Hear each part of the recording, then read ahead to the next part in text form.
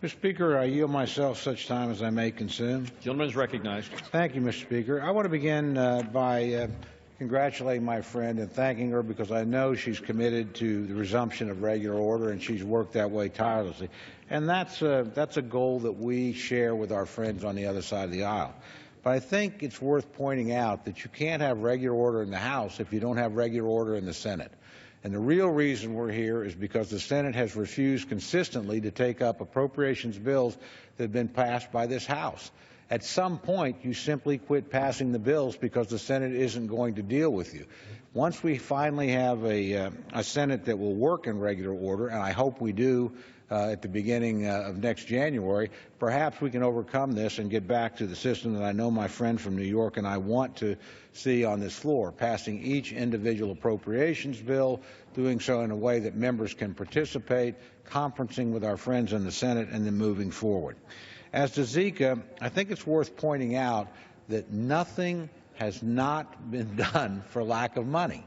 The reality is when the administration made its initial request for Zika funds, they immediately received a letter from Chairman Rogers, from Subcommittee Chairman Granger on State and Foreign Ops, and from myself, and said, look, we know this is an emergency. We agree with you. You have billions of dollars of funds. Start spending that money, Ebola money, so-called, and we will replace that money. And frankly, they've done that, to their credit. They set aside $600 million, not all of which has been spent, but that was the responsible things to do. Congress studied and looked at this problem.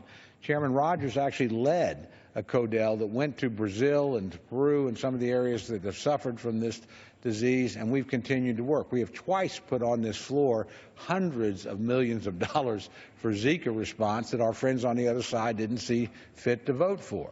Zika didn't get funded because, frankly, our friends just simply didn't want to pay for it. And that's actually been the essence of the dispute, in my opinion. It's not been about Zika. It's been about whether or not you pay for Zika. The original request from the administration was for $1.9 billion over a 2-year period to come out of state and foreign ops and labor aid.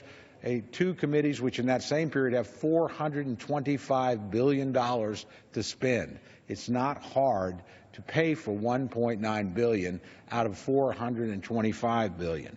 But still, at the end of the day, my friend is absolutely correct. We're here, and we've not failed to do anything, but we do need to provide a framework to go forward and guaranteed continuity. I'm pleased and proud this does that, and frankly, we reserve the option next fiscal year to look at actually covering other parts of the unfunded spending on Zika. In terms of the Export-Import Bank, I'm going to agree with my friend.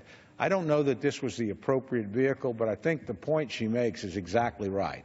We need to restore this particular institution to full functioning. That's been a matter of some partisan debate, but actually I agree with my friends. I support the Export-Import Bank, and I think we need to reestablish it. And if we could have done it in this bill, that would have been fine with me.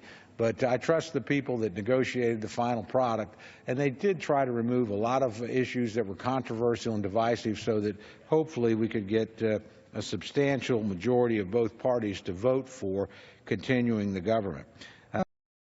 End by saying that, again, I want to invite our friends in the Senate to participate in regular order. In some ways, they've done that. I want to give them credit for last year and this year passing all 12 bills, appropriations bills, at least through the full committee level.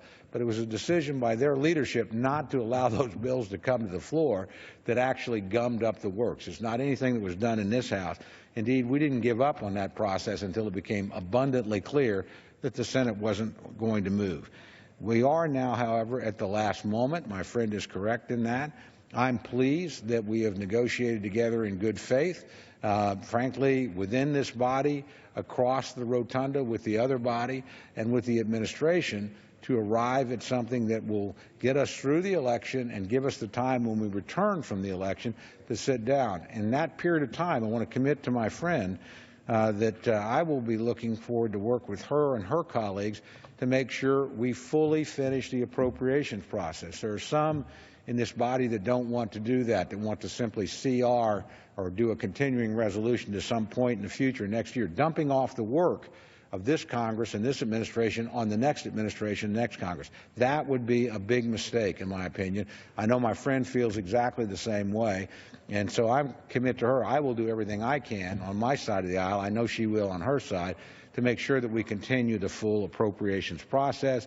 We make sure fiscal year 2017 is funded. The new administration, when it shows up, is going to have a lot to do, whoever that person is. They're going to have to advance their agenda.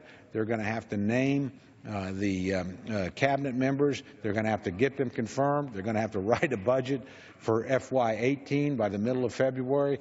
We'll have a debt ceiling crisis in March, and we will have, frankly, the sequester to deal with, which, like Haley Comet, will return on schedule on time. That's plenty for a new president and a new Congress to do. I would hope we do our job in the so-called lame duck session and make sure that they don't have the additional task of picking up and doing the work that this Congress and this president should have done on their own. So my friend's right on that point. With that, Mr. Speaker, I'll reserve the